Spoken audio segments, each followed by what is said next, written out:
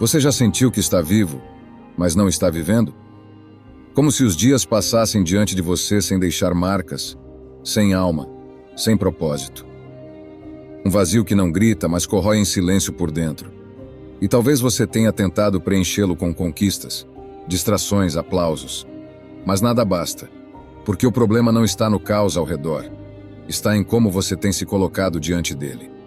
O estoicismo, essa filosofia que nasceu em meio a guerras e perdas, não promete fugir da dor. Ele oferece algo mais raro, atravessá-la com dignidade. A vida não precisa estar em ordem para fazer sentido. Precisa apenas de um eixo, interno, firme e essencial. Este vídeo é um convite para reencontrar esse eixo, para voltar a si, para descobrir propósito não em grandes respostas, mas em pequenos atos de coragem. E no final, talvez o vazio que parecia eterno se revele apenas espaço, esperando ser habitado por uma nova consciência. E para marcar este momento de transformação, te convido a fazer algo por você. Algo simples, mas muito poderoso. Vá até os comentários e escreva: hoje começo a me construir. Não é só uma frase. É um pacto silencioso com a sua própria evolução. Agora sim, vamos começar. Número 1. Encare o vazio em vez de fugir dele. Você já percebeu como o vazio te persegue nos momentos de silêncio? Quando o barulho acaba, quando o celular está longe, quando não há mais distração à vista, ali está ele. Um buraco invisível que parece crescer no centro do peito, como se algo essencial estivesse faltando. E talvez esteja mesmo, mas não da forma que você imagina. A maioria das pessoas, ao sentir esse vazio, corre. Liga a televisão, abre o Instagram, sai para beber. Faz qualquer coisa que a afaste daquele desconforto sutil, mas insistente. Como se evitar sentir fosse o mesmo que resolver. Como se o vazio fosse um inimigo. Mas e se ele fosse um sinal? Um portal? Encarar o vazio é como entrar numa caverna escura. A princípio tudo é incerteza. Mas é ali, na ausência de luz, que você começa a enxergar com outros olhos. O vazio só dói porque você parou de escutar a si mesmo. Porque se afastou tanto de quem é, que agora sente falta. E não sabe mais de quê. Fugir disso é prolongar o abismo. Encarar é começar a reconstruir. A verdade é que o vazio não surge do nada. Ele é o resultado de uma vida vivida no automático. De decisões feitas para agradar, não para crescer. De caminhos escolhidos por medo, não por verdade. Quando você se distancia dos seus valores, dos seus princípios mais íntimos, a alma adoece, e o vazio aparece como sintoma. Mas ele também pode ser cura. Ao invés de preenchê-lo com distrações, sente-se com ele. Escute o que ele tenta te dizer. Talvez te mostre que sua rotina está sufocante, que seus relacionamentos estão vazios de autenticidade, que sua carreira é estável, mas não te expande. O vazio é a alma gritando por sentido. E sentido não se compra, não se busca fora. Ele se revela quando você para de correr. Imagine estar no centro de um furacão, onde tudo gira ao redor em velocidade insana, mas há um ponto de calma absoluta bem no meio. Esse ponto é você, quando para de fugir, quando encara a dor sem anestesia, quando começa a fazer perguntas difíceis, mesmo sem garantias de resposta. É nesse lugar que o estoicismo nasce.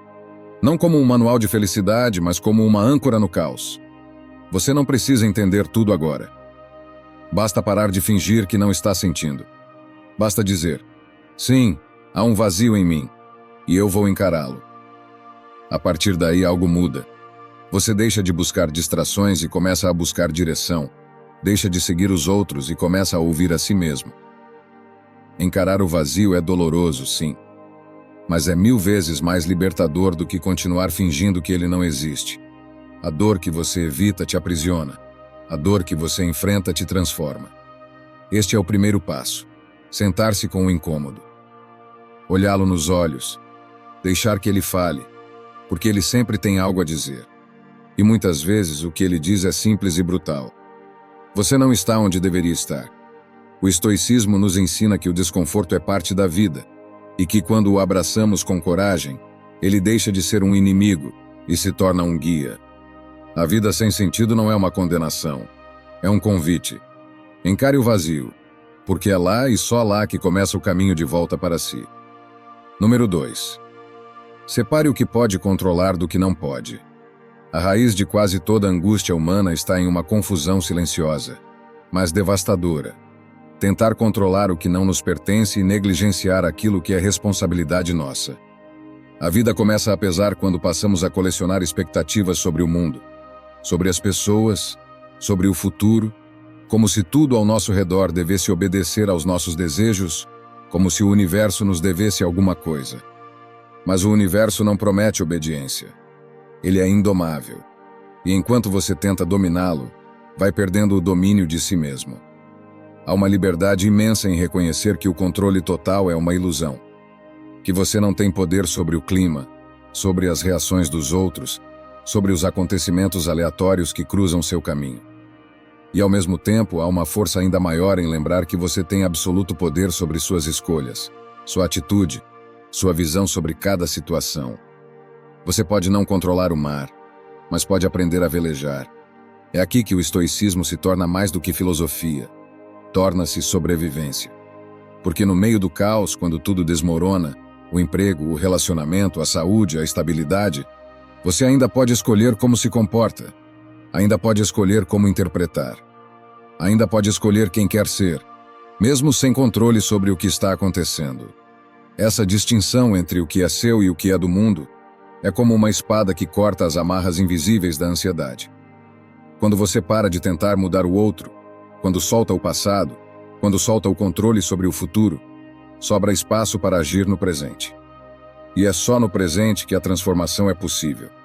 Quantas vezes você se esgotou tentando convencer alguém a te entender? A te amar de volta? Quantas noites perdeu prevendo tragédias que nunca aconteceram?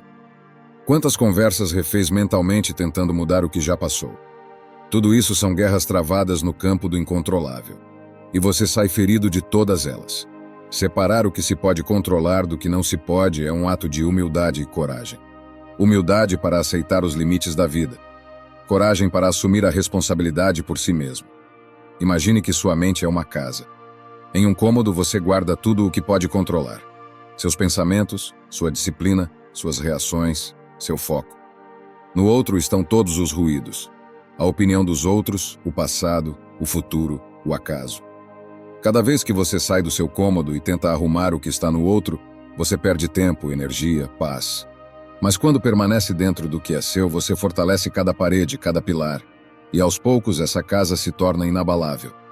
Marco Aurélio escreveu: "Você tem poder sobre sua mente, não sobre os eventos. Perceba isso e encontrará a força." Essa frase não é consolo, é revolução. Porque ao perceber isso, você deixa de ser vítima e começa a se tornar autor. Você não controla se vai chover amanhã, mas pode decidir sair com guarda-chuva. Não controla se será promovido, mas pode trabalhar com excelência. Não controla se alguém vai te decepcionar, mas pode escolher como vai reagir à decepção. A diferença entre sofrimento e serenidade está muitas vezes nessa escolha. O mundo vai continuar desobedecendo suas vontades. As pessoas vão continuar sendo imprevisíveis, mas isso não precisa te destruir. Porque enquanto tudo ao redor muda, você pode ser constante em si mesmo. Talvez a grande sabedoria da vida esteja em entender que o controle que mais importa é o que temos sobre a forma como escolhemos viver, mesmo quando tudo parece fora de lugar. Você pode resistir, lutar contra a corrente, gritar com o vento. Ou pode fazer o que os sábios fazem, respirar fundo, ajustar as velas e seguir em frente com serenidade, mesmo sem saber onde tudo isso vai dar. Porque o sentido, no fim, não está em controlar o mundo, está em saber quem você quer ser dentro dele. Número 3. Viva por princípios, não só por metas. Há uma diferença brutal entre ter uma vida dirigida por metas e viver orientado por princípios. Metas são como setas lançadas no escuro. Podem acertar ou não. São alvos externos, muitas vezes movidos por validação, vaidade e comparação. Já os princípios são raízes.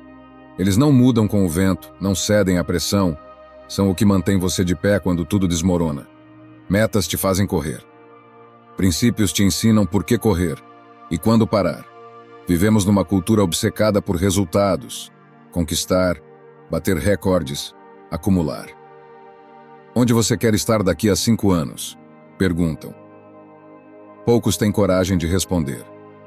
Quero ser alguém que permanece fiel a quem é, mesmo quando ninguém está olhando. Porque metas respondem ao o quê, princípios respondem ao como e ao porquê. Você pode conquistar tudo o que deseja e ainda assim se sentir vazio. Pode alcançar o corpo ideal, a conta bancária dos sonhos, os aplausos que sempre quis, e ainda assim olhar no espelho e não se reconhecer. Porque no caminho talvez tenha traído valores, atropelado a consciência, se tornado alguém que não respeita. E aí, valeu a pena? A verdadeira solidez não está no que você conquista, mas no que você sustenta. Princípios são esse chão firme, e são eles que te impedem de se perder quando o mundo te oferecer atalhos brilhantes. Justiça, integridade, coragem, compaixão. Palavras que parecem grandes demais, mas que se aplicam nos mínimos gestos. Ser justo é não se calar quando vê uma injustiça no trabalho. É não usar o erro do outro como escada para sua vantagem. Ter integridade é dizer não quando todos dizem sim, porque você sabe que aquilo fere algo dentro de você.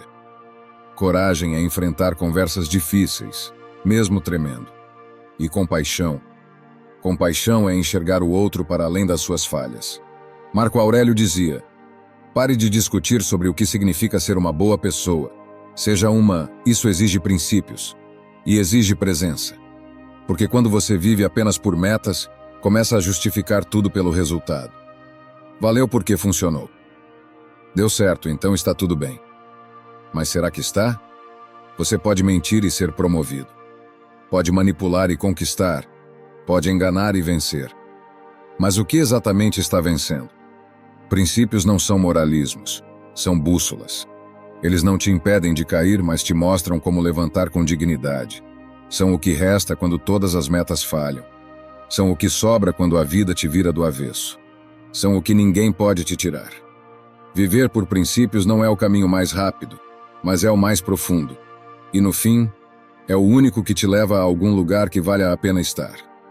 Quando você troca metas por princípios, você deixa de medir sucesso por métricas externas e começa a medir por coerência interna. Você começa a dormir melhor, porque sua consciência está limpa. Você começa a falar menos e ouvir mais. Você começa a agir, não para impressionar, mas para honrar. E mesmo que ninguém veja, você verá. Você saberá. Há uma paz rara em saber que você é fiel a si mesmo, que seus passos têm direção, que seu caráter não depende de aplausos. Essa paz não tem preço, e ela não se conquista com metas. Se cultiva com princípios. Então pergunte-se, se hoje tirassem tudo o que você tem, suas conquistas, seus títulos, sua imagem, o que sobraria? Sobraria algo que ainda te daria orgulho? Se a resposta for sim, é porque você está construindo sua vida sobre o que realmente importa. Número 4. Sirva aos outros para encontrar sentido. Há um ponto silencioso na caminhada de quem busca propósito em meio ao caos. O momento em que percebe que viver apenas para si é uma estrada estreita demais. Você pode conquistar o mundo inteiro, acumular prêmios, status, conforto. Mas se tudo isso termina em você, algo vai começar a apodrecer por dentro. O ego, quando isolado, apodrece. E a alma, quando não encontra um lugar para servir, se sufoca no próprio reflexo. Não é sobre ser santo, altruísta ou perfeito. É sobre entender que há uma parte do nosso vazio que só se preenche quando nos tornamos resposta para alguém. A ideia estoica de cosmopolitismo, de pertencermos a uma grande comunidade universal, não é apenas poética, é prática. É um lembrete de que você não está aqui só para sobreviver ou se destacar, mas para contribuir, para ser útil, para fazer diferença, mesmo que pequena. E essa utilidade não precisa ser grandiosa. Às vezes, servir é ouvir alguém sem interromper. É enviar uma mensagem sincera para quem sumiu. É oferecer seu tempo, sua presença, sua paciência. Em um mundo onde todos estão tentando ser vistos, quem enxerga o outro se torna raro. O problema é que fomos ensinados a buscar sentido nas realizações pessoais. A ideia de ser alguém virou sinônimo de ser admirado. Mas o verdadeiro alguém é aquele que transforma, que toca, que deixa marcas invisíveis, não nos palcos, mas nas vidas ao redor. A beleza disso é que quando você serve, você se cura também. O outro não é só o beneficiado, ele se torna um espelho. E através dele você vê partes de si mesmo que estavam adormecidas. descobre forças que não sabia ter e ressignifica dores antigas ao perceber que elas podem agora ser caminho de empatia. Sêneca dizia: não há alegria mais verdadeira do que tornar a vida de alguém melhor. Ele não falava de caridade institucional, mas de presença, de cuidado genuíno, de estar inteiro em pequenos atos. Quantas vezes você já se sentiu melhor simplesmente por ajudar alguém, mesmo estando mal? Quantas vezes a resposta que você precisava veio justamente no momento em que estava ouvindo, e não falando? Isso acontece porque servir rompe a bolha do ego. Tira você do centro e te coloca em movimento. E no movimento, o sentido aparece. E aqui vai uma verdade que ninguém te conta. Ajudar os outros não é só um gesto de bondade. É uma estratégia de sobrevivência emocional. Porque quando sua vida parece sem sentido, às vezes o caminho mais curto de volta para si é fazer sentido na vida de outro. Então, meu amigo, quando tudo parecer escuro, ao invés de se perguntar o que falta em mim, pergunte: para quem eu posso ser luz agora? Essa pergunta simples tem o poder de mudar um dia, ou uma vida inteira. E quando você começar a viver assim, com o coração voltado para fora, mas enraizado em si, vai perceber que o vazio começa a ceder, e que aos poucos, algo novo começa a nascer. Não um sentido gritado, mas um sussurro firme dizendo: é por aqui. Número 5. Use a dor como combustível para crescer. A dor, meu amigo, ela tem má fama. Nos ensinaram que dor é um erro, uma falha no sistema. Que se está doendo, algo precisa ser eliminado, evitado, silenciado. E assim fomos educados, a correr do incômodo, a temer o sofrimento, a buscar alívio como se fosse salvação. Mas o estoicismo, essa filosofia nascida no calor das perdas e não no conforto das conquistas, te oferece um outro olhar. Um que poucos ousam encarar. O de que a dor, quando compreendida, pode ser exatamente o que você mais precisa. Parece absurdo? Talvez. Mas reflita comigo. Qual foi o momento da sua vida em que você mais cresceu de verdade? Quando tudo estava fácil? Quando tudo saiu como o esperado? Ou foi naquela queda que te obrigou a reconstruir? A dor tem um papel que nenhuma outra experiência consegue ocupar. Ela revela. Revela o que você realmente valoriza. Revela onde estão suas fraquezas. Revela o que é inegociável para você. Quando a vida te pressiona, é ali que sua essência aparece. Não o que você mostra para os outros, mas o que você realmente é. Mas para isso, você precisa mudar o foco. Em vez de perguntar: por que isso está acontecendo comigo? Pergunte: o que isso está tentando me ensinar? Marco Aurélio escreveu em seu diário, enquanto perdia filhos e enfrentava traições no império: o que está acontecendo é necessário, é parte do todo. Ele não dizia isso porque era insensível, mas porque havia entendido que resistir à dor não a impede de existir, só a torna inútil. Já aceitá-la como parte do processo transforma. E transformar a dor não é romantizar sofrimento, não é se apegar à tristeza. É reconhecer que ela existe, sim, mas que você ainda tem escolha sobre o que vai fazer com ela. Você pode usar a dor para se afundar em culpa, vitimismo, amargura, ou pode usá-la como solo fértil para criar algo mais forte em si. Cada cicatriz pode ser um mapa, cada falha, um degrau. Mas isso só acontece quando você para de fugir e começa a escutar o que está sentindo. De verdade, a dor muitas vezes não quer te destruir, ela quer te acordar. E o despertar é duro. É como ser arrancado de um sonho confortável para encarar o frio da realidade. Mas é ali, bem ali, que a vida real acontece. Você já pensou que talvez a dor que mais te marcou foi também a que mais te moldou? Talvez tenha sido aquela rejeição que te ensinou a se valorizar. A perda que te mostrou o valor do agora. A solidão que te fez mergulhar em si mesmo e descobrir uma força que você nem imaginava ter. É isso que o estoicismo propõe. Não a ausência de dor, mas o domínio sobre o que ela faz com você. Epicteto, que foi escravizado e mutilado ainda jovem, dizia: o que importa não é o que acontece com você, mas como você reage ao que acontece. Ele não falava isso de um palácio, mas da experiência crua da vida. E se ele conseguiu transformar sofrimento em sabedoria, quem somos nós para achar que não podemos? A chave está em escolher não ser apenas um receptor passivo da dor, mas sim um alquimista, alguém que pega o chumbo do sofrimento e, com esforço diário, o transforma em ouro interior. Caráter, paciência, humildade, clareza. Então, da próxima vez que a dor bater, porque ela vai bater, disso ninguém escapa, não pergunte quando vai passar, mas sim, quem eu posso me tornar por causa disso. Porque, meu amigo, o que te faz crescer de verdade não são os aplausos nem os dias ensolarados. É o silêncio das madrugadas em que você quase desistiu, mas não desistiu. É o peso que você carregou mesmo sem ninguém ver. É o choro que se tornou força. É a queda que virou impulso. Use a dor. Não como âncora, mas como motor. Não para se prender ao passado, mas para construir um presente mais forte.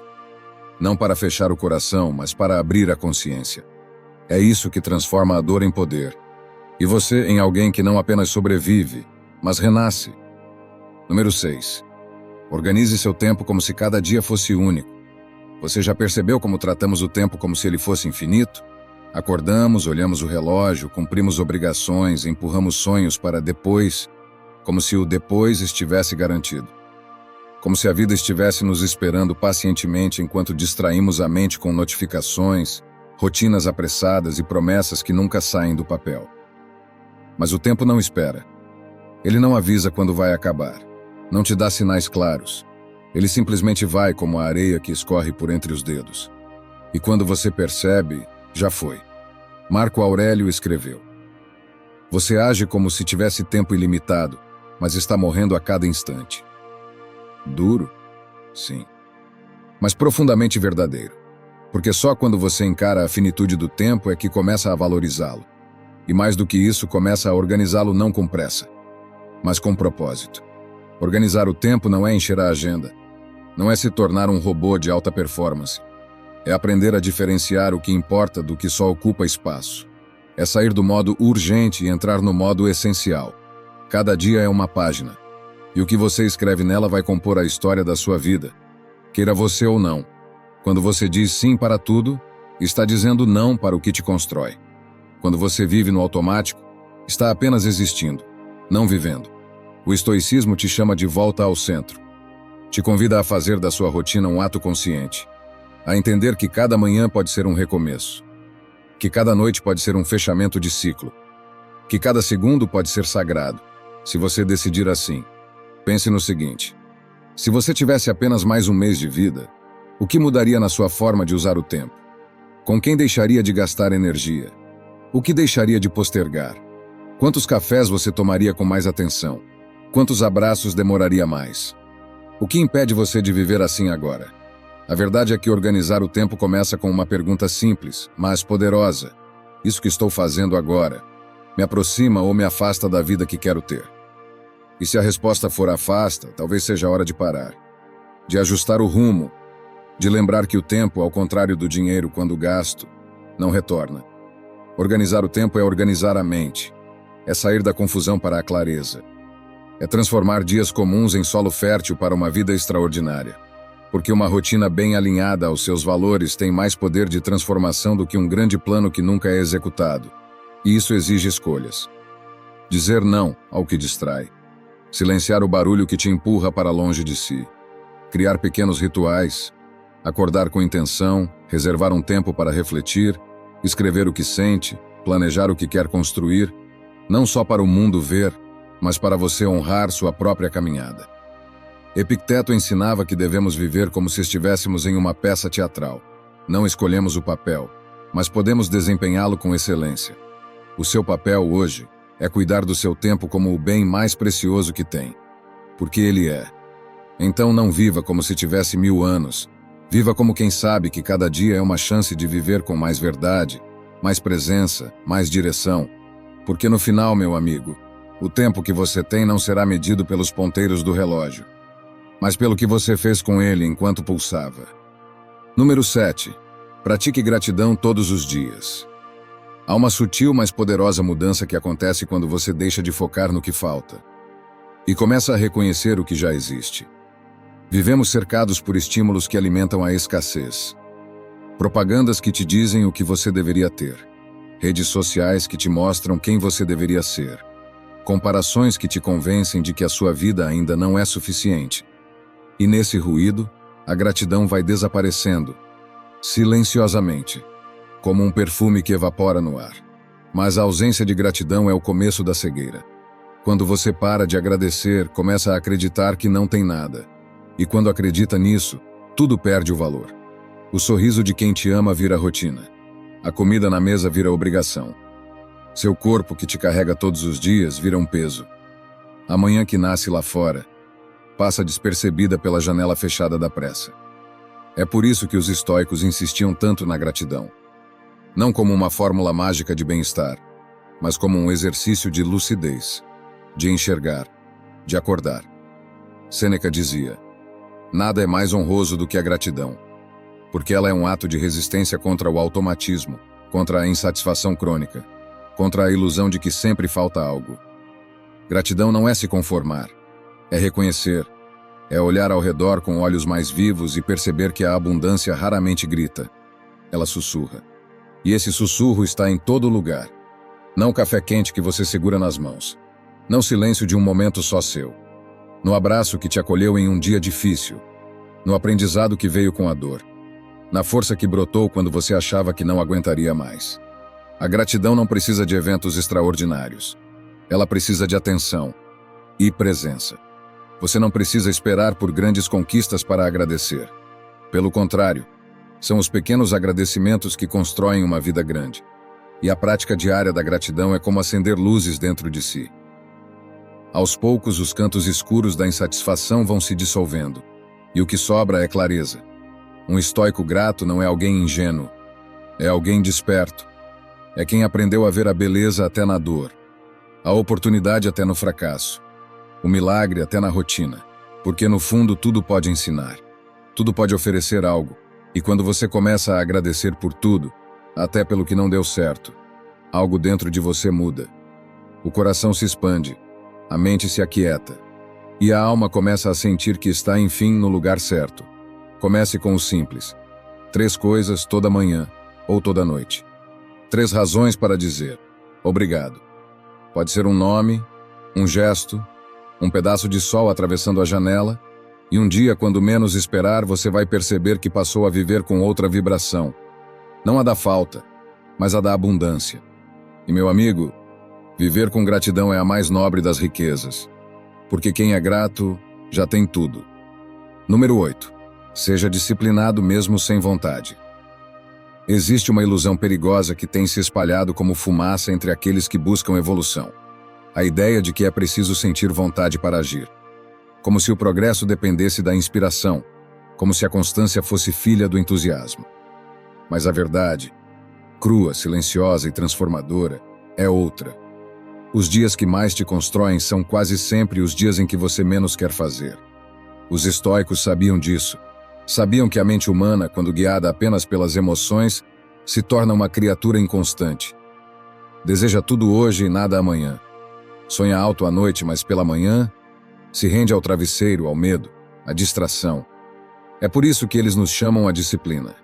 Não como rigidez, mas como maturidade. Como um pacto silencioso com a sua própria grandeza. A disciplina é a ponte entre o que você deseja e o que você se torna. Ela não depende de motivação. Ela nasce da decisão. Daquela escolha íntima que você faz quando ninguém está vendo, quando está cansado, quando tudo em você quer parar. E mesmo assim você segue. Não porque está fácil, mas porque está comprometido. É fácil agir quando está animado. Difícil é levantar quando a alma está pesada. É fácil treinar quando o corpo está cheio de energia. Difícil é aparecer mesmo quando o dia começou nublado por dentro. Mas são esses momentos, esses pequenos atos de rebeldia contra a apatia que vão moldando seu caráter. A disciplina não grita. Ela sussurra no meio do cansaço. Vai assim mesmo. E quando você vai, mesmo sem vontade, você vence. Não o mundo, mas a si mesmo. E isso no estoicismo é a mais nobre das vitórias. Epicteto dizia: nenhuma coisa grandiosa é criada de repente. Porque ele entendia que a excelência é filha da repetição, da constância, do esforço que ninguém aplaude, da escolha silenciosa de fazer o que deve ser feito, e não apenas o que se quer fazer. Quantas vezes você esperou sentir vontade para começar algo? Quantos planos ficaram no papel esperando pelo momento certo? Quantos projetos morreram porque você estava sem cabeça para eles? A vida não espera. E enquanto você negocia com a preguiça, o tempo passa. Enquanto adia, o mundo se move. Enquanto se justifica, seus sonhos enfraquecem. Você não precisa ser perfeito. Não precisa acertar sempre. Mas precisa aparecer. Precisa estar lá. Porque é na repetição imperfeita que nasce a verdadeira transformação. E com o tempo algo extraordinário acontece. O que antes era esforço vira identidade. O que antes era sacrifício vira força. O que antes era luta vira hábito. E a disciplina que no início parecia peso, vira liberdade. Liberdade de não depender do humor. Liberdade de não ser refém da procrastinação. Liberdade de construir dia após dia uma vida que não precisa de filtros, porque foi erguida com verdade. Então, meu amigo, da próxima vez que a vontade faltar, e ela vai faltar, lembre-se, o que você faz nesses momentos diz mais sobre você do que qualquer discurso. E é exatamente aí, nesse espaço entre o desânimo e a ação, que você se diferencia. A disciplina é dura, sim, mas o arrependimento por não tê-la é ainda mais. Número 9. Cultive relacionamentos que te fortalecem. Você já percebeu como algumas pessoas te elevam, enquanto outras drenam tudo o que há de melhor em você? A energia de quem está ao seu lado molda o espaço onde você vive.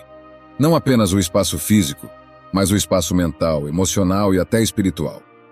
Estar cercado de gente que te sabota, te diminui ou te afasta de quem você é como tentar florescer num solo envenenado. Os estoicos compreendiam isso com clareza. Eles sabiam que a virtude, por mais individual que pareça, também é coletiva. Marco Aurélio escreveu: quando acordar de manhã, lembre-se de que encontrará pessoas egoístas, ingratas, arrogantes, mas nenhuma delas pode te corromper, a não ser que você permita. Essa é uma advertência e, ao mesmo tempo, uma direção. Relacionamentos não são neutros. Eles te moldam. Sempre. Alguns relacionamentos te aproximam de quem você quer ser. Outros te arrastam para longe de si mesmo. E muitas vezes isso não acontece com gritos, mas com silêncios, com comparações sutis, com palavras que te diminuem em nome de preocupação, com amizades que vibram com suas quedas e se calam diante das suas vitórias. É duro admitir isso, mas necessário. Porque uma vida com propósito exige que você esteja cercado de pessoas que não apenas te aplaudam, mas que também te desafiem a crescer. Gente que te escuta com presença, que te corrige com respeito, que celebra tua essência, não apenas teus resultados. Mas atenção, cultivar bons relacionamentos não é só sobre o que os outros fazem. É antes de tudo sobre o que você permite, sobre o que você tolera, sobre os limites que impõe ou que nunca teve coragem de impor.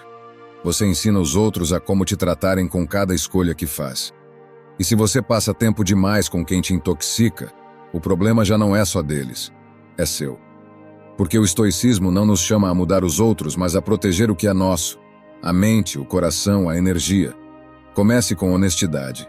Pergunte-se, quem são as 5 pessoas mais presentes na minha vida? Elas me fortalecem, ou me esgotam. Me encorajam, ou me desencorajam. Me chamam para minha luz, ou me mantêm na sombra. Talvez algumas respostas doam. Mas são essas dores que libertam. E do outro lado dessa consciência está a construção ativa de vínculos reais. Gente que se alegra com seu crescimento, que respeita seus processos, que não precisa te ver pequeno para se sentir grande. Relacionamentos que não competem, mas completam. Crie espaço para essas pessoas e seja também essa pessoa. Porque quando 2 seres humanos se encontram com verdade, sem máscaras, sem joguinhos, nasce algo raro. Confiança. E onde há confiança, há segurança para crescer, para errar, para recomeçar, para ser vulnerável sem medo. Você não precisa de multidões, precisa de conexões. E elas não se constroem da noite para o dia. Se constroem com presença, verdade e intenção. Então, meu amigo, escolha com sabedoria quem caminha ao seu lado. Porque no fim das contas a jornada é sua, mas ninguém caminha sozinho. Número 10. Cuide do corpo para clarear a mente. A mente é como um espelho. Ela reflete com nitidez quando está limpa, descansada, viva. Mas o que poucos percebem é que esse espelho é sustentado por um suporte físico, o corpo. E se esse suporte está enfraquecido, maltratado ou ignorado, A imagem refletida pela mente se distorce. É impossível ter clareza mental vivendo em um corpo negligenciado. Você pode ter as melhores intenções, ler os melhores livros, ter acesso às ideias mais nobres. Mas se o seu corpo está preso ao cansaço crônico, à alimentação desregrada, ao sono interrompido, à ausência de movimento, sua mente vai operar em neblina. Os estoicos, por mais que fossem filósofos da mente e da alma, também eram homens do corpo. Marco Aurélio treinava diariamente. Epicteto, mesmo com uma deficiência física severa, falava da importância de fortalecer o que ainda podia ser fortalecido. Porque eles entendiam que a filosofia não pode viver só nas ideias. Ela precisa passar pelo corpo. Seu corpo não é apenas uma máquina que te leva de um lugar ao outro. Ele é um santuário, um instrumento que amplifica ou bloqueia a sua consciência, dependendo de como você o trata. Quer clareza mental? Comece dormindo melhor. Movimentando-se todos os dias, mesmo que seja pouco. Comendo com consciência, não com compulsão. Respirando com profundidade em vez de viver em apneia disfarçada de produtividade. Pode parecer simples, e é. Mas é justamente por ser simples que a maioria ignora. Vivemos em uma era de excesso mental e abandono físico. Estamos informados, mas inflamados. Estamos hiperconectados, mas desconectados da nossa própria respiração. E a conta disso chega. Mais cedo ou mais tarde, o corpo começa a gritar o que a mente não quis ouvir. Você se irrita mais fácil, sente-se mais ansioso, perde o foco, se sabota sem nem perceber.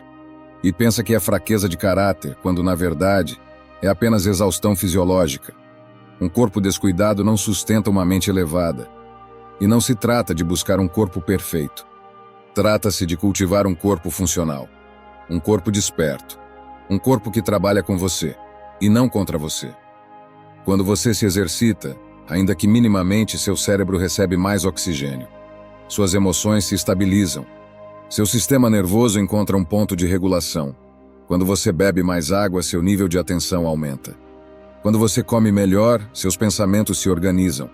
Quando você respira com consciência, seu espírito se acalma. Tudo está interligado. O que você sente, pensa e decide passa pelo corpo. E cuidar dele é também um ato espiritual. Um gesto de honra. Um reconhecimento silencioso de que o seu tempo aqui é finito e que esse corpo é o veículo que vai te levar até o final da jornada. Você pode ter sonhos incríveis, planos extraordinários, mas se não tiver energia para sustentá-los, eles vão ficar só no plano mental. A vitalidade não é luxo, é pré-requisito. Então, meu amigo, cuide do corpo, não por vaidade, mas por lucidez. Porque a clareza que você busca na mente pode estar dependendo da saúde que você anda ignorando. Número 11. Elimine excessos e foque no essencial. Vivemos em um tempo em que quase tudo é excesso. Excesso de informação, de tarefas, de cobranças, de desejos. Somos bombardeados por estímulos o tempo inteiro. Notificações, compromissos, comparações, metas impostas por uma sociedade que nunca se satisfaz. E no meio de tanto mais, perdemos justamente aquilo que mais buscamos: clareza. O curioso é que o excesso não nos dá poder. Ele nos enfraquece, ele nos dispersa, ele nos torna superficiais. É como carregar uma mochila cheia de pedras inúteis e depois reclamar do peso. O problema não é a jornada, é o que você insiste em carregar. O estoicismo, desde os tempos antigos, já nos ensinava o valor da simplicidade. Não a simplicidade da escassez, mas a da sabedoria. A capacidade de diferenciar o necessário do supérfluo, o essencial do ornamental. Sêneca dizia: é pobre quem deseja muito, não quem tem pouco. E talvez essa seja uma das maiores verdades. Quem aprende a se contentar com o essencial descobre uma forma rara de liberdade. Mas o que é essencial? Não há uma fórmula universal. O essencial é aquilo que te mantém inteiro, que nutre a sua vida, que fortalece seu espírito. Para alguns é tempo de silêncio, para outros é a presença da família, para outros ainda é a disciplina do trabalho bem feito. O essencial não se mede em quantidade, mas em profundidade. Eliminar excessos é, antes de tudo, um ato de coragem, porque não é fácil soltar o que se acumulou por anos. Não é fácil dizer, não preciso disso, em um mundo que te diz o tempo todo, você precisa de mais. Mas é nesse exercício que você vai recuperando espaço. Espaço mental, espaço emocional, espaço físico. Olhe ao seu redor. Quantas coisas você mantém por hábito, mas que já não têm função? Quantas roupas nunca usadas, objetos que só acumulam poeira, relacionamentos que só trazem desgaste? Agora olhe para dentro. Quantos pensamentos repetitivos, preocupações desnecessárias, obrigações assumidas apenas por medo de desagradar. Tudo isso é peso morto. E peso morto impede voo. Quando você elimina o que é excesso, sobra espaço para aquilo que realmente importa. Imagine um quarto lotado de móveis que não combinam, cheios de tralhas, sem espaço para se mover. Agora imagine esvaziá-lo até que sobre apenas o necessário. De repente, a luz, a circulação, a liberdade. Assim também é sua vida. E não se engane. Simplificar não é perder, é ganhar. Ganhar foco, tempo, energia. Ganhar a capacidade de estar inteiro em uma só coisa, em vez de dividido em 1000. Ganhar a chance de se aprofundar, em vez de se perder na superfície. Marco Aurélio escreveu: seja como a rocha contra a qual as ondas quebram, firme, imperturbável. E para ser como essa rocha, você precisa ser sólido. Não pode estar coberto de penduricalhos, de excessos, de enfeites frágeis. A rocha é essencial, pura, simples. E justamente por isso inabalável. A vida plena não está em ter mais, mas em carregar menos. Menos ilusões, menos distrações. Menos fardos que não são seus. Porque, meu amigo, quanto mais leve você caminha, mais longe consegue ir. Eliminar excessos é uma prática diária. Não é só sobre o que você tira da sua casa, mas também sobre o que tira da sua mente. É escolher todos os dias onde colocar sua energia, com quem gastar seu tempo, o que realmente merece a sua atenção. E aqui está o segredo. Quando você foca no essencial, descobre que precisa de muito menos do que imaginava para ser feliz. E esse menos, na verdade, é um mais. Mais profundidade. Mais presença. Mais vida. Número 12. Aprenda a dizer não sem culpa. Dizer não é uma das habilidades mais simples e mais difíceis da vida. Simples porque é uma palavra curta. Difícil, porque ela carrega o peso de séculos de condicionamento. Desde cedo nos ensinaram que dizer não decepciona. Que recusar é grosseria. Que se você não estiver sempre disponível, não será amado, aceito, lembrado. E assim crescemos nos tornando especialistas em consentir. Em aceitar o convite que não queríamos. Em responder a mensagem que podíamos ignorar. Em aceitar demandas que esvaziam, promessas que sufocam, obrigações que não cabem mais. Tudo isso por medo. Mas o medo de desagradar tem um custo alto, a perda de si mesmo. Cada vez que você diz sim quando queria dizer não, você se abandona um pouco, se trai um pouco. E com o tempo, essa traição se torna rotina. Você começa a viver para manter a harmonia externa, mesmo que isso custe a paz interna. Até que um dia acorda exausto e nem sabe por quê. O estoicismo nos chama de volta para a integridade, para a retidão que começa nas pequenas decisões do dia a dia. Epicteto dizia que nenhuma pessoa é livre se não for mestre de si mesma. E ser mestre de si mesmo começa com a coragem de dizer não ao que viola sua consciência, seu tempo, seus limites. Mas dizer não precisa ser rude, pode ser calmo, claro, firme e, acima de tudo, honesto. Dizer não ao convite de última hora porque você precisa descansar. Dizer não ao projeto que fere seus princípios. Dizer não ao relacionamento que drena sua energia. Dizer não à pressão de parecer feliz o tempo todo. Cada um desses nãos abre espaço para algo maior, o seu sim verdadeiro. Porque toda vez que você diz sim para algo que não quer, está dizendo não para algo que precisava. A culpa virá? Talvez. Especialmente se você passou a vida inteira sendo a pessoa que resolve tudo, que está sempre lá, que nunca impõe limites. Mas com o tempo você vai perceber que a culpa dá lugar à clareza. Que o desconforto inicial se transforma em força. E que o não te afasta dos outros. Ele aproxima você de si mesmo. É preciso aprender a conviver com a frustração do outro. Porque dizer sim só para evitar conflito é um preço muito alto a se pagar. E a paz que vem disso é frágil, ilusória. É silêncio externo em troca de tempestade interna. Aprender a dizer não é também um ato de amor. Amor por você. Amor pelo seu tempo. Amor pelas relações que merecem a sua melhor versão, e não uma versão esgotada e ressentida. É também um sinal de maturidade. Quando você percebe que não precisa justificar tudo, que seu tempo é sagrado, que seu não precisa vir seguido de um discurso de desculpas, basta que ele seja honesto. Aos poucos, as pessoas ao seu redor aprendem, e as que realmente te amam vão respeitar. Vão entender que você não se ausentou por egoísmo, mas por integridade, que você não recuou por preguiça, mas por equilíbrio, que você não se calou por descaso, mas por respeito a si. E meu amigo, o mundo precisa de mais gente assim, que sabe o valor da própria presença, que não se entrega por medo, que não se vende por aprovação, que tem a coragem de viver uma vida alinhada, mesmo que isso signifique decepcionar algumas expectativas. Dizer não com firmeza é o primeiro passo para dizer sim com alma. Número 13.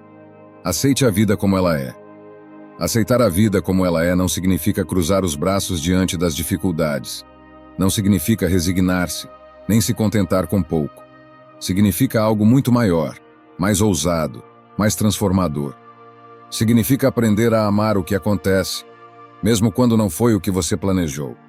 Os estoicos chamavam isso de amor fati, amar o destino. Não apenas suportá-lo, não apenas tolerá-lo, mas amá-lo como parte essencial do caminho.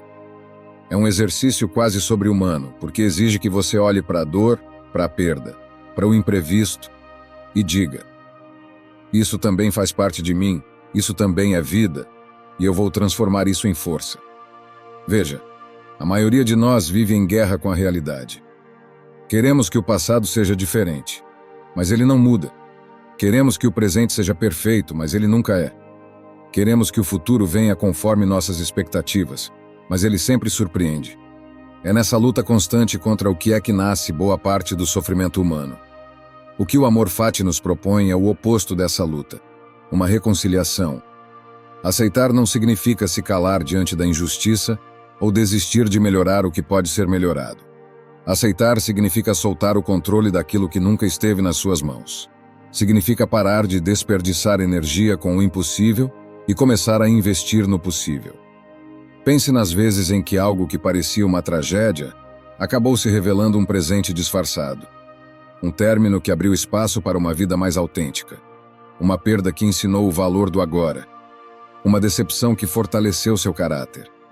Quantas dessas situações você não entendeu no momento, mas que hoje agradece em silêncio? Isso é amor fati. A coragem de confiar que mesmo quando você não enxerga o sentido, há sentido. A coragem de caminhar, mesmo na escuridão, sabendo que cada passo faz parte de uma história maior. Marco Aurélio escreveu: aceite tudo o que o destino entrelaça em sua vida, pois o que poderia ser mais apropriado para você do que o que já está acontecendo? Ele não dizia isso da boca para fora. Ele dizia isso como um homem que perdeu filhos. Enfrentou guerras e traições, mas ainda assim encontrava serenidade em viver o que lhe cabia viver. O que acontece fora do seu controle não é seu inimigo. É o cenário no qual você atua. Você não controla o papel que recebeu, mas controla como vai interpretá-lo. O amor fati é isso. Transformar cada cena, por mais dura que seja, em parte de uma peça que vale a pena assistir. E não se trata de gostar de tudo. Gostar é superficial. Amar no sentido estoico é integrar. É não excluir nada da vida, nem mesmo o que dói. É entender que a existência não é só feita de luz, mas também de sombra, e que ambas são necessárias para que haja forma.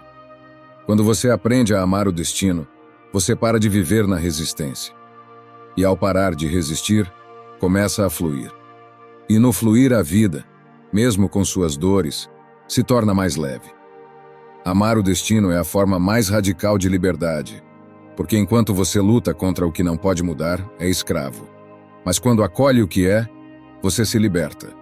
E essa liberdade, meu amigo, é talvez o maior presente que você pode receber. A serenidade de viver com dignidade tudo o que lhe acontecer.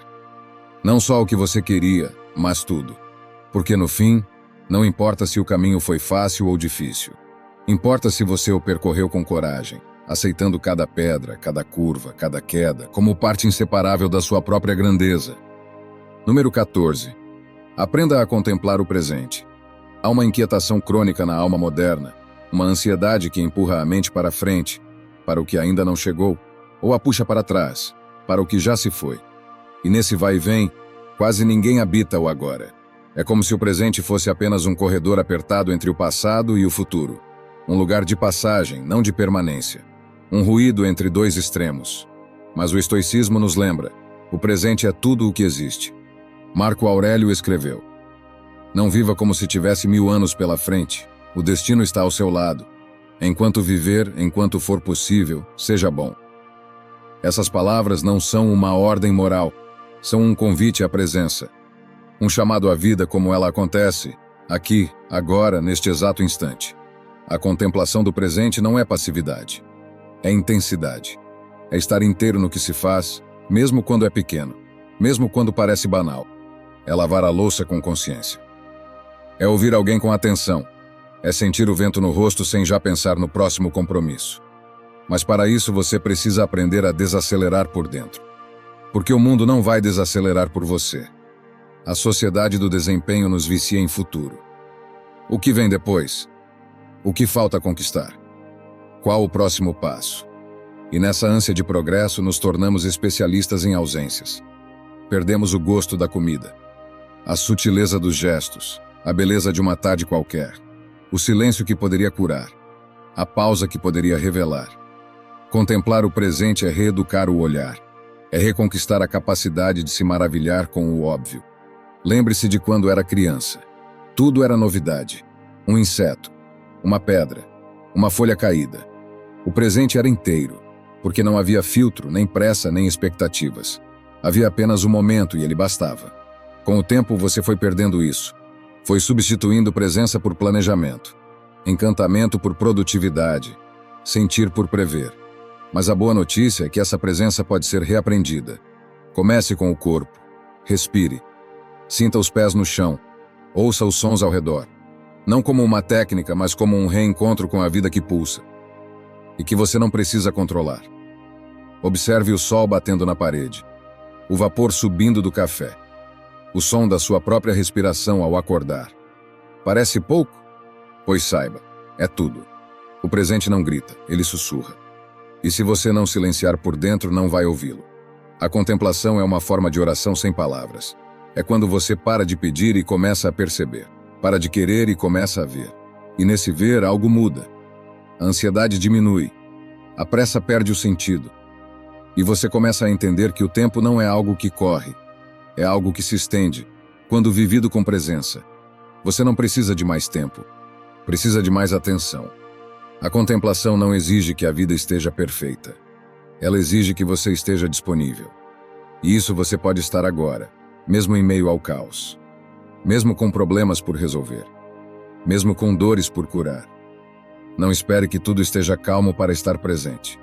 Porque, meu amigo, talvez o presente seja o único lugar onde a calma mora de verdade. Número 15. Lembre-se que a vida é curta. Desde o momento em que nascemos, existe uma sombra silenciosa caminhando ao nosso lado. Nós raramente falamos dela, quase nunca pensamos nela, mas no fundo sabemos, um dia vamos morrer. Essa certeza é a mais democrática de todas as verdades. Não importa quem você seja, o que tenha conquistado, ou quantas pessoas saibam o seu nome. O destino é o mesmo para todos nós. E ainda assim, vivemos como se fôssemos imortais. Deixamos para depois o que importa. Postergamos conversas, empurramos sonhos, adiamos gestos de amor. Apostamos no futuro como se fosse um crédito garantido, como se amanhã estivesse escrito em algum contrato divino. Mas não está. Memento mori. Lembre-se de que você vai morrer. Para os estoicos, essa frase não era uma ameaça. Era um lembrete. Um chamado à lucidez. Um convite a viver de forma tão presente, tão consciente, que a morte, quando chegasse, não seria inimiga, mas apenas a conclusão natural de uma vida bem vivida. O medo da morte nasce, quase sempre, de uma vida que não foi plena, de uma vida adiada. Porque quem realmente viveu não teme o fim. Teme, sim, nunca ter começado. Pergunte-se, se hoje fosse seu último dia, você se orgulharia do que tem feito? Ou sentiria que viveu distraído, ocupado demais com preocupações pequenas, com rancores inúteis, com cobranças que não levam a lugar nenhum? Marco Aurélio lembrava-se disso todos os dias. Não é que tenhamos pouco tempo, mas que desperdiçamos muito. Ele sabia que o problema não está na brevidade da vida, mas na nossa incapacidade de estar desperto enquanto ela acontece. E estar desperto é simples, mas exige coragem. É olhar nos olhos de quem você ama e dizer o que sente hoje, e não quando for tarde. É começar aquele projeto agora, e não quando tiver mais tempo. É abraçar mais, escutar mais, se importar mais. É parar de viver para provar e começar a viver para honrar. Memento Mori é também um antídoto contra a arrogância. Lembrar da morte nos faz humildes. Nos mostra que o poder, o dinheiro, a fama, tudo isso se dissolve diante do inevitável. Nenhuma riqueza acompanha o último suspiro. O que fica não é o que você acumulou, mas o que você plantou nos outros. E aqui está a beleza escondida. Longe de ser algo triste, esse pensamento é libertador. Ele te liberta da pressa de ser perfeito. Te liberta da necessidade de controlar tudo. Te liberta da ilusão de que haverá sempre um depois. E quando essa ilusão cai, nasce a urgência de viver o hoje com intensidade. A morte é como um espelho. Nela você enxerga a preciosidade da vida. E quando você entende isso de verdade, cada gesto muda. A água no copo já não é só água. É milagre. O abraço já não é só abraço. É eternidade em segundos. O silêncio já não é vazio. É presença pura. Viver lembrando da morte não é andar com medo. É andar desperto. É dar valor ao instante. É viver de forma que, quando o fim chegar, e ele virá cedo ou tarde, você possa dizer com serenidade: eu vivi. Então não espere, não adie, não desperdice. Respire fundo agora. Olhe ao redor agora. Escolha viver agora. Porque, meu amigo, a vida é curta. E justamente por isso, é tão preciosa. E quando você começa a habitá-lo, com olhos, ouvidos e alma abertos, o mundo muda. Mas na verdade é você quem muda. E percebe que a plenitude que tanto buscava em outro lugar já estava aqui, o tempo todo, esperando você chegar. Chegamos ao fim desta jornada. E se você caminhou até aqui comigo, talvez já perceba algo diferente. Não uma resposta mágica, não uma fórmula de felicidade eterna, mas uma mudança sutil, silenciosa, quase imperceptível, e ainda assim poderosa. Você já não olha para a vida do mesmo jeito que olhava quando começou este vídeo. Falamos do vazio, daquele buraco que insiste em se abrir no peito, mas vimos que ele não é inimigo. É convite. Convite para parar de fugir e começar a encarar. Vimos que separar o que podemos controlar do que não podemos é mais que sabedoria, é libertação. Que viver por princípios é mais sólido do que viver por metas passageiras. Que servir aos outros não é caridade, mas a forma mais verdadeira de reencontrar sentido. Entendemos que a dor não precisa ser peso, pode ser combustível. Que o tempo não é algo a ser desperdiçado, mas um bem sagrado, que merece ser organizado como se cada dia fosse único. Descobrimos que a gratidão é uma lente que devolve cor ao que parecia cinza, que a disciplina mesmo sem vontade nos molda mais do que a motivação, que os relacionamentos certos são fortalezas, e os errados, prisões invisíveis. Percebemos que o corpo é o templo da mente, e que sem cuidar dele não há clareza possível, que eliminar excessos é abrir espaço para o essencial, que dizer não sem culpa é um ato de amor próprio e também de respeito, que aceitar a vida como ela é, amor fati, não é resignação, mas reconciliação com o destino. Que contemplar o presente é a única forma real de viver. E por fim, que lembrar da brevidade da vida, memento mori, não é mórbido, mas o mais belo dos chamados. Viver de verdade agora. Todas essas lições não são teorias, são práticas, são caminhos. E cada um deles, meu amigo, está diante de você neste instante, não amanhã. Não quando tiver mais tempo. Não quando tudo estiver perfeito. Mas agora, talvez você esteja pensando: por onde começo? A resposta é simples. Comece pequeno. Escolha uma lição, apenas uma, e pratique, hoje. Porque o sentido não se encontra de uma vez como quem descobre um tesouro escondido. Ele se constrói, gesto por gesto, escolha por escolha, instante por instante. Você não controla o destino final, mas pode decidir como vai caminhar até ele. Pode escolher andar no caos com serenidade, no vazio com coragem, na dor com resiliência, no tempo curto com intensidade.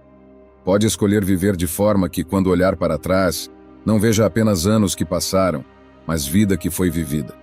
A vida sem sentido não é uma condenação, é apenas um estado de quem ainda não olhou para dentro com sinceridade. E se você chegou até aqui, já deu o passo mais importante. Você decidiu buscar, decidiu questionar, decidiu parar de se distrair e começar a se construir. E isso por si só já é um ato de coragem. Então respire fundo, sinta o peso leve desta verdade. Você não precisa de todas as respostas agora. Só precisa estar disposto a viver de forma que cada dia seja uma chance de honrar quem você é e quem pode se tornar. Porque no fim, meu amigo, a vida sempre foi isso. Não esperar pelo sentido pronto, mas criar sentido no caminho. E o caminho já começou. Espero sinceramente que esta mensagem tenha sido útil. Quero parabenizá-lo sinceramente por ter chegado até aqui e ter concluído o vídeo. Isso significa que você deseja melhorar como pessoa. Se gostou do vídeo, deixe seu comentário. Se não sabe o que comentar, comente gratidão. Assim saberei que assistiu até o final. Se ainda não está inscrito no canal, o que está esperando? Inscreva-se agora e junte-se a nós.